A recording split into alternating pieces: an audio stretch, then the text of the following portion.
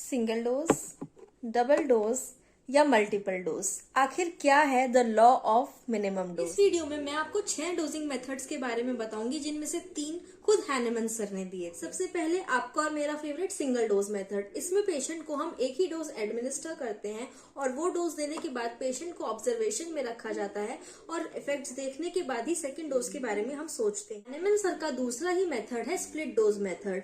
इस मेथड के बारे में उन्होंने 6th एडिशन में बात की है।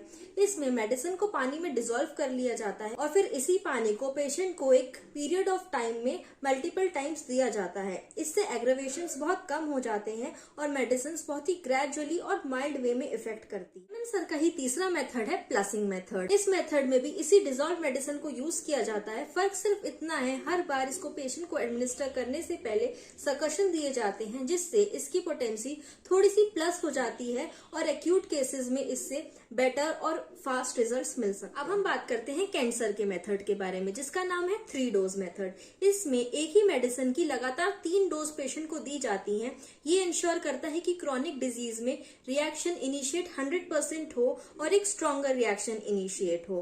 कैंसर की अप्रोच हैनेमन सर से थोड़ी लेस कॉशियस थी और वो हमेशा हाई पोटेंसीज यानी कि 200 या 1 m का ही यूज करते थे।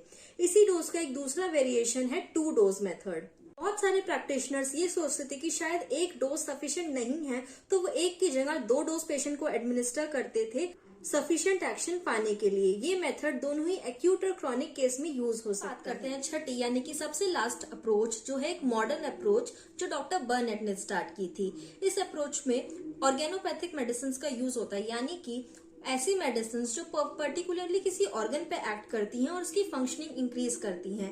इन डोजेस में लो पोटेंसी जैसे कि 6C या फिर 30C medicine multiple times patient को एडमिनिस्टर की जाती हैं, जिससे ऑर्गन की फंक्शनिंग इंप्रूव हो सके।